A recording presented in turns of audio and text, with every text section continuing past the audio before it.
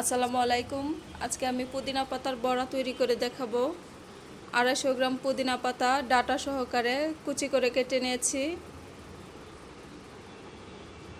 এর সাথে দিব এখানে ডাল বাটা নিয়েছি 2 টেবিল চামচ, মসুর ডাল বাটা, আতপ চাল বাটা নিয়েছি 1 টেবিল চামচ, 2 ঘন্টা ভিজিয়ে রেখে বেটে নিয়েছি। কাঁচামরিচ কুচি স্বাদ মতো, আদা কুচি, রসুন কুচি, আর দিব বেসন। বেসন দিলে ডালটা স্কিপ করা যাবে।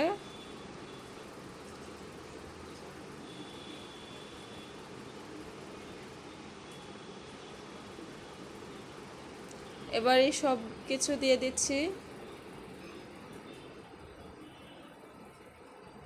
আর দিব পেঁয়াজ কুচি,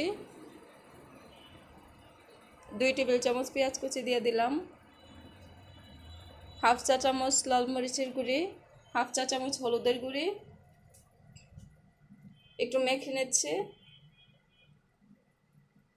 এর মধ্যে দিয়ে দিব স্বাদ মতো লবণ,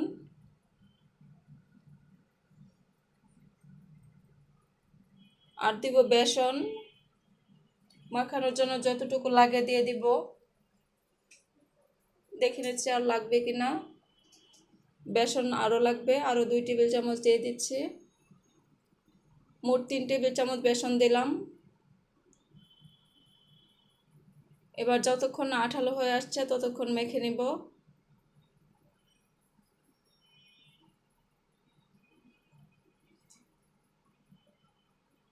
এটা হাত দিয়ে নিলে দলা পেকে যাচ্ছে, তার মানে এটা ভাজার জন্য রেডি।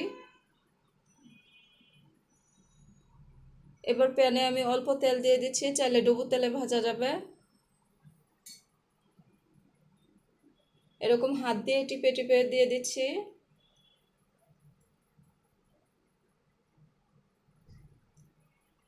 পছন্দ মতো শেপ করে ভাজার জন্য প্যানে দিয়ে দিচ্ছি সবগুলো।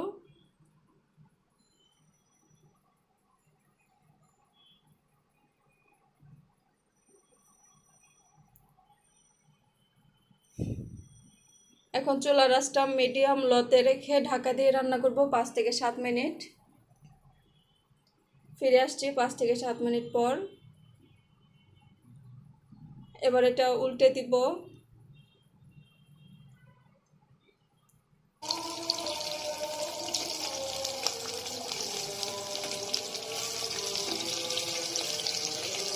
উল্টে পাল্টে দিয়ে আবার রান্না করব 5 থেকে 7 মিনিট।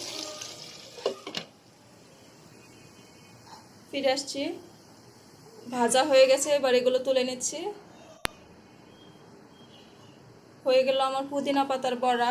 ভালো লাগলে চ্যানেলটিকে সাবস্ক্রাইব করে দিবেন। আল্লাহ হাফেজ।